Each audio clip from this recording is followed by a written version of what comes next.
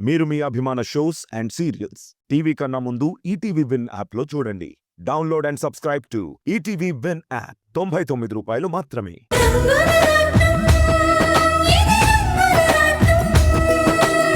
నా మనవరాలు ఎవరో నేను గుర్తించలేనా? నేను తెలుసుకోలేనా? తను నా కొడుకు రక్తం. అందుకే తనని మనవరాలిగా నేను ఈ ఇంటికి తీసుకొచ్చాను. నా గుండెల్లో పెట్టుకుని చూసుకుంటున్నాను. ఈ ఆస్తి మొత్తం తనకి రాసిచ్చాను. కాదని చెప్పడానికి నువ్వెవరు? తను ఆస్తి తిరిగిచ్చేస్తే తీసుకోవడానికి నీకేం హక్కుంది? అదేంటనయ్యా అలా మాట్లాడతావు? హక్కుల దాకా వస్తే నిజానికి ఈ ఇంటి కోడలుగా నా కూతురికే కదా హక్కుంటుంది. అందులో కాదనడానికి ఏముంది? తనని వారసురాలు అంటున్నావు. ఏ ఇంటికైనా వారసుడే కదా అన్నయ్య ఉంటాడు. ఇప్పుడు సమంత లేదు కాబట్టి ఈ ఇంటికి వారసుడు అంటే నా కూతురు కొడుకు బన్నీ అవుతాడు. కానీ ఇక చాలు మహి.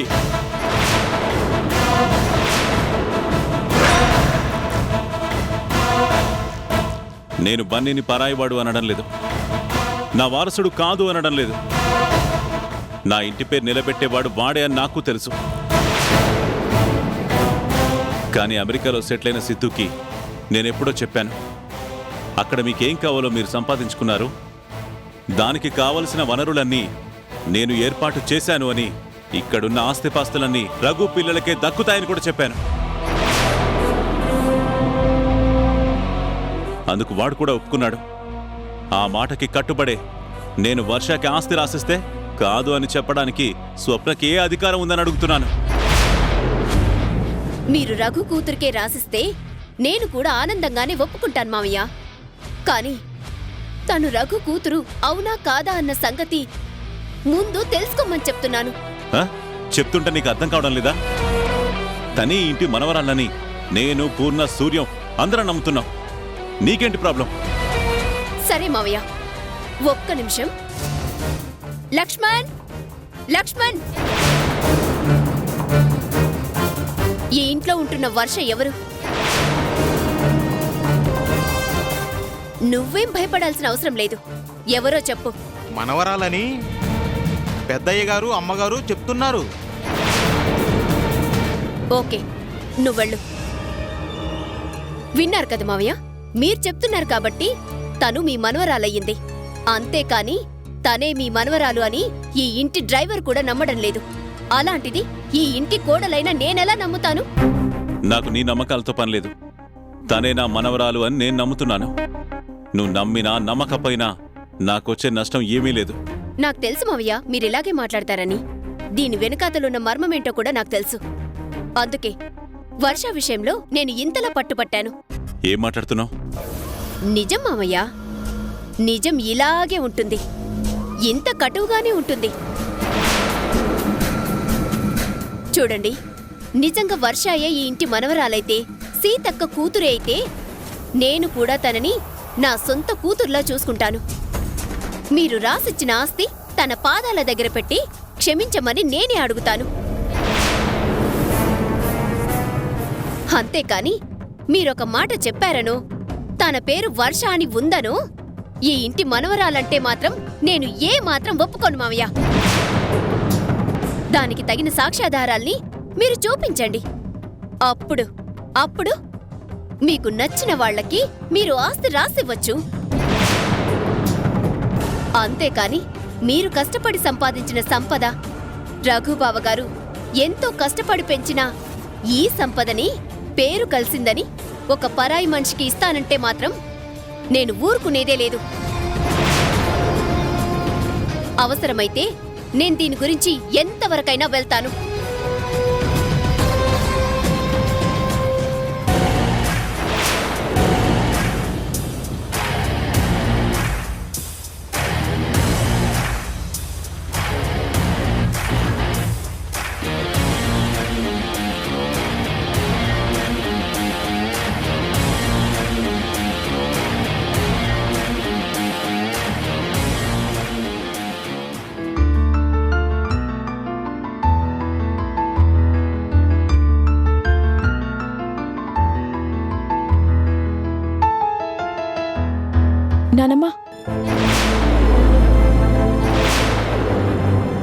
మిమ్మల్ని ఒక మాట అడగొచ్చా?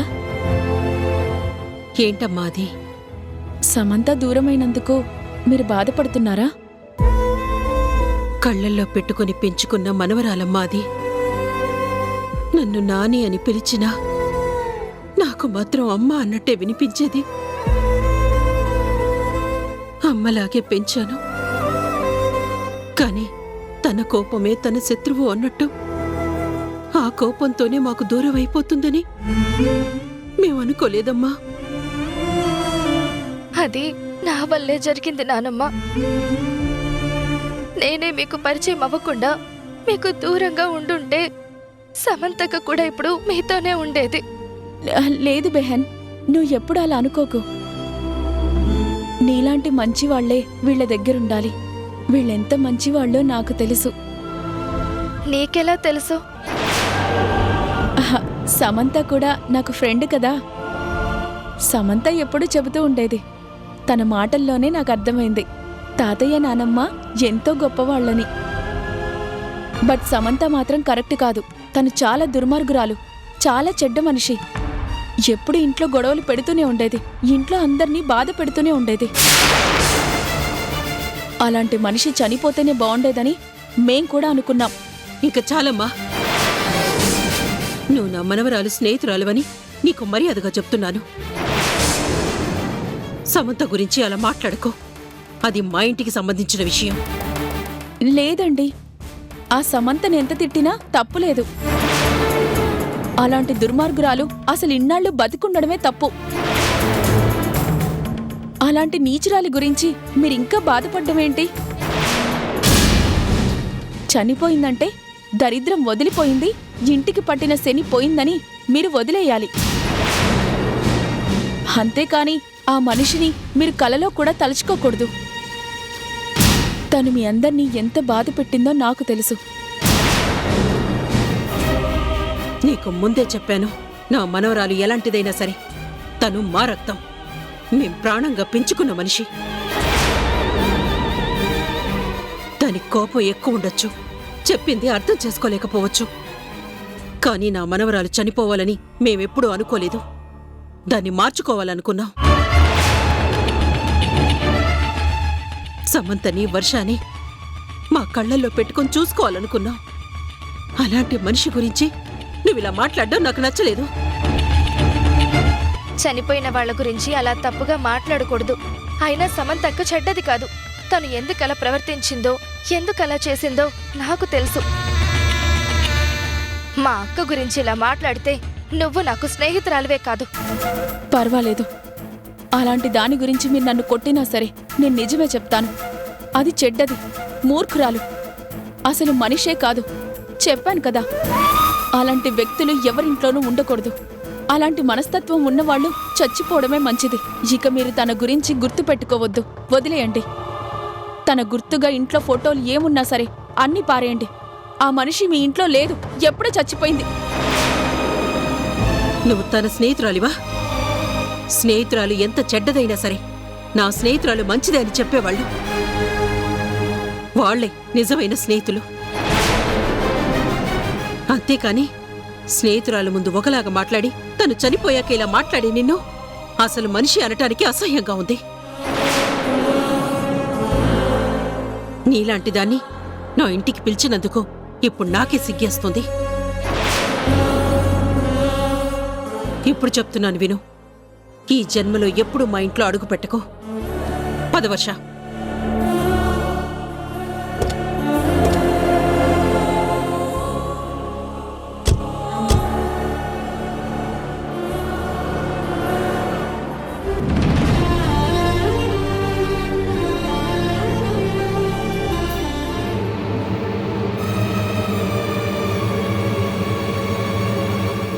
స్వప్న, మీ మావయ్య కూడా ఇంట్లోనే ఉన్నారు. వాళ్ళందరూ కలిసిపోతుంటే ఇక నువ్వేవీ చేయలేవు. ఆ వర్షాన్ని పంపించేయాలి. ఇంకేమీ ఆలోచించకు. నువ్వు ఎప్పుడు పంపించాలనుకున్నా గొడవే జరుగుతుంది. ఏదేవైనా సరే నువ్వే కదపాలి. సరే మమ్మీ, ఈరోజు అటో ఇటో తేలిపోతుంది. పద.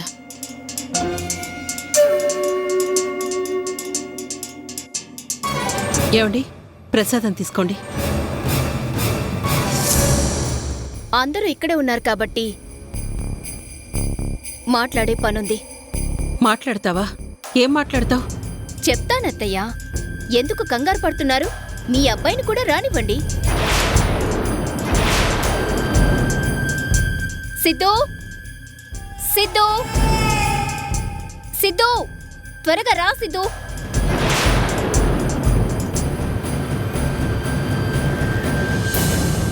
చూడు వర్ష, ఇన్ని రోజులు నువ్వు వాడిన నాటకం చాలు.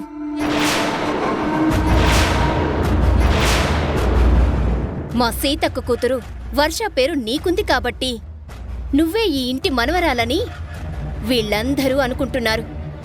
కానీ నేను మాత్రం నమ్మట్లేదు. నీ నమ్మకంతో పనిలేదు. తను మా వర్షాయే అని మేమందరం నమ్ముతున్నా కదా, అది చాలు. ఏంటత్తయ్య ఇది? నేను ఈ ఇంటి మనిషిని కాదు అని చెప్పండి. ఈ ఇంటికి నాకు ఏ సంబంధం లేదు అని చెప్పండి. అప్పుడు నేను సైలెంట్గానే ఉండిపోతాను. ఏంటమ్మా ఆ మాటలు? నువ్వు ఈ ఇంటి కోడలివి. పూర్ణ తర్వాత ఇంట్లో దీపం పెట్టాల్సిన మనిషివి నువ్వు. నీ గురించి అలా ఎందుకు మాట్లాడతారు? అదే నిజమైతే మరి నా మాటకు విలువ ఉండాలి కదా. ఈ ఇంట్లో నీ విలువకేం తక్కువ లేదు. ఇంటి కోడలుగా నువ్వు ఏదైనా మాట్లాడొచ్చు. కానీ మాట్లాడే ముందు ఎవరితో మాట్లాడుతున్నావో, ఏం మాట్లాడుతున్నావో వెనుక ముందు ఆలోచించుకొని మాట్లాడితే మంచిది. అదేంటన్నయ్య అలా అంటున్నారు? స్వప్న డౌట్తో అడుగుతోంది. అందులో తప్పే ఉంది. చూడండి అత్తయ్య, స్వప్నకి డౌట్ అని మీరే అంటున్నారు. తన డౌట్ తనలో దాచుకోవాలి, కానీ ఇలా ఇంట్లో అందరి ముందు మాట్లాడడం నాకైతే నచ్చలేదు. ఈ విషయం ఇంతటితో వదిలే స్వప్న. ఇది వదిలేసే విషయం కాదు సిద్ధు. ఒకప్పుడు నేను ఈ ఇంట్లో గొడవలు పెట్టాను. నేను కాదనను. రఘుని, సీతని చాలా నీచంగా చూశాను. కానీ వాళ్ల గొప్పతనం తెలుసుకున్న తర్వాత, మనం కష్టాల్లో ఉన్నప్పుడు వాళ్ళు చూపించిన ఆదరణ, అభిమానం చూశాక వాళ్ళని నేను దేవతల్లా కొలుస్తాను.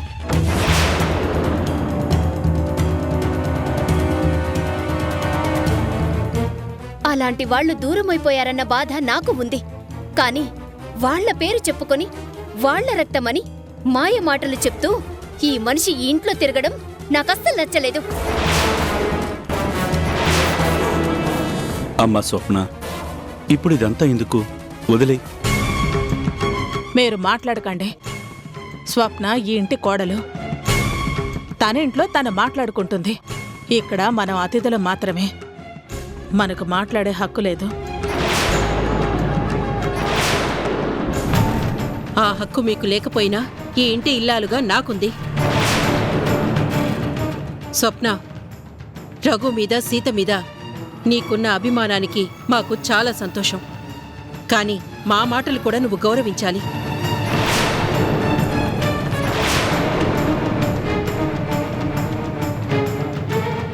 వర్ష వాళ్ల కూతురే అని మాకు తెలుసు.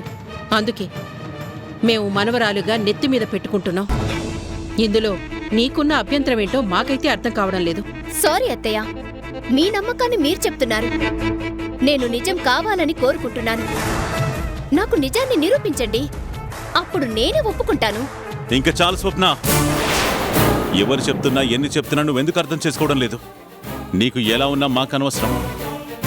వర్ష ఈ ఇంటి మనవరాలని, ఈ ఇంటి యజమానిగా నేను నమ్ముతున్నాను.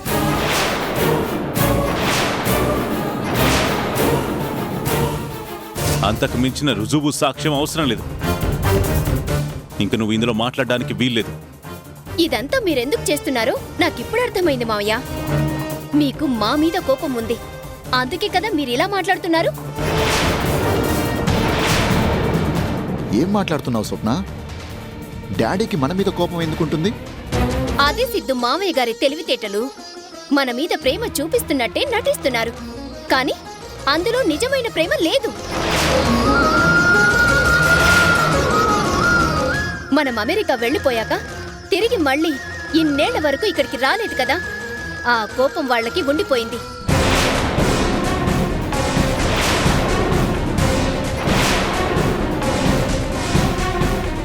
వాళ్ళని వదిలేశామన్న పంతం మన మీద ఉంది. అందుకే ఈ ఆస్తులు అవి మన చేతికి చిక్కకుండా ఉండడానికే వాళ్ళిదంతా చేస్తున్నారు.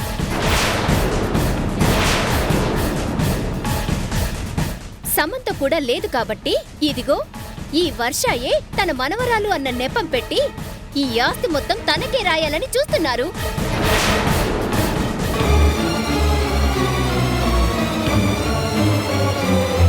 ఆ రాణి చెల్లెల్కి ఇదంతా దోచిపెట్టాలని అనుకుంటున్నారు. నా కొడుక్కి అన్యాయం చేయాలనుకుంటున్నారు.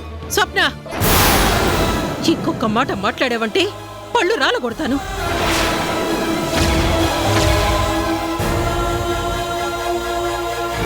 ఈర్ష్య ద్వేషాలు నీకున్నాయేమో కాని మాకు లేవు. మాకు ఇద్దరు పిల్లలు ఒక్కటే. మీరు అమెరికా వెళ్తున్నప్పుడు మేం బాధపడ్డాం. ఇక్కడ మాకు సాయంగా ఉండొచ్చు కదా అంటే రఘు లేని ఇంట్లో మేము ఉండలేమో అని మీరు వెళ్ళిపోయారు.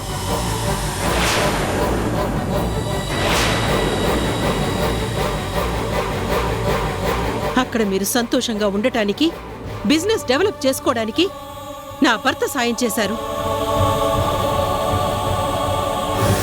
ఆ రోజే సిద్ధు మాకేం చెప్పాడో తెలుసా?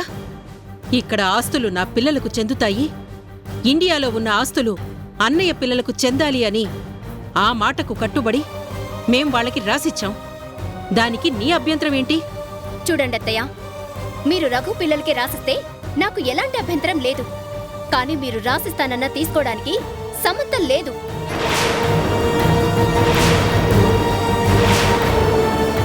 తను చనిపోయింది. ఆ వర్ష ఎక్కడుందో తెలీదు. ఆ పేరు పెట్టుకునే ఈ మనిషికి ఆస్తి మొత్తం దారదత్తం చేస్తానంటే ఊరుకునే ప్రసక్తే లేదు.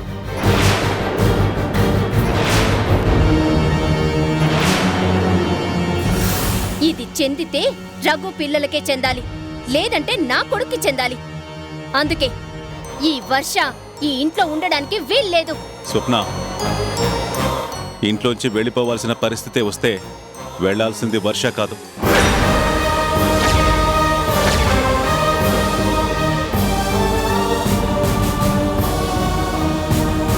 అంటే మమ్మల్ని పొమ్మంటున్నారా మావయ్య? అలాగే వెళ్ళిపోతాం. చెప్పండి, మన మధ్య ఏ బంధం లేదని చెప్పండి. సిద్ధు మీ కొడుకే కాదని చెప్పండి. ఆ అనుబంధాన్ని మేం తెంపేసుకున్నాము అని చెప్పండి. అప్పుడే వెళ్ళిపోతాం.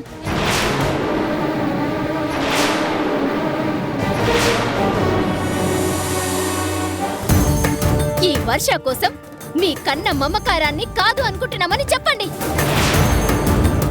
అలాగే ఈ ఇంటి నుంచి వెళ్ళిపోతాం. ఇంకెప్పుడు మీ వైపు కన్నెత్తి కూడా చూడం. స్వప్న, ఏంటా మాటలు? అసలు నువ్వు మాట్లాడే మాటలకు అర్థం ఉందా? డాడీతో ఇలాగనే మాట్లాడేది? ఇంకెలా మాట్లాడమంటావు సిద్ధు? కనీసం తను ఎవరో కూడా చెప్పుకోలేని పరిస్థితిలో ఉన్న ఈ అమ్మాయి కోసం కొడుకుని కోడల్ని కాదనుకుంటున్నా ఈ మనిషితో ఇంకెలా మాట్లాడమంటావు?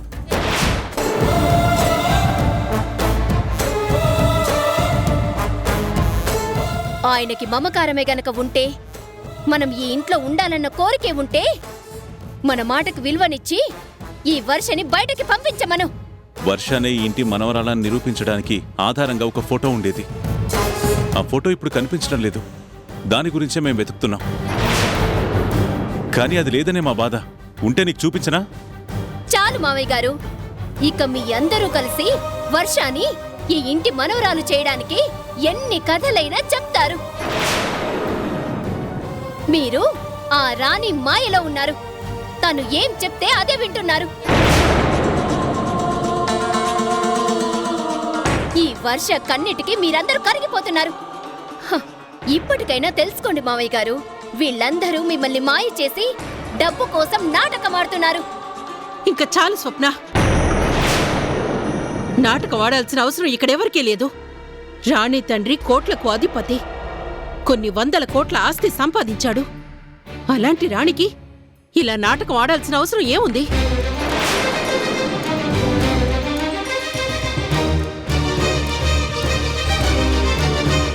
వర్ష ఆస్తులు అంతస్తులు కోరుకోలేదు, మమత మాత్రమే కోరుకుంది. కానీ ఈ ఇంటి వారసురాలిగా తనకు దక్కాల్సింది దక్కాలి కాబట్టి నేను మీ మామయ్య ఈ నిర్ణయం తీసుకున్నాం. ఆ నిర్ణయాన్ని కాదనే హక్కు నీకు లేదు. చూడండి అత్తయ్య, నిజంగా వర్ష మీ మనవరాలైతే దానికి రుజువు చూపించగలిగితే నేనే వర్షకి క్షమాపణ చెప్తాను. ఆస్తి పత్రాల్ని నేనే తన చేతికి అందజేస్తాను. రఘుబావ గారి కూతురిగా తనని నేను నెత్తి మీద పెట్టుకుంటాను. నా సొంత కూతుర్లా చూసుకుంటాను. కానీ నేను ఇవన్నీ చెయ్యాలంటే తను ఈ ఇంటి రక్తమని నిరూపించాలి. దానికి 24 గంటలు మాత్రమే టైం ఇస్తున్నాను.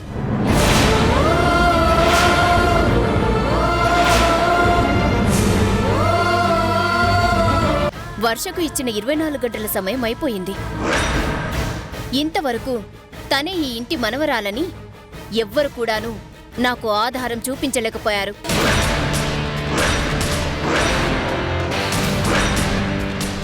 సో ఇక వర్ష ఈ ఇంట్లో ఉండడానికి వీల్లేదు.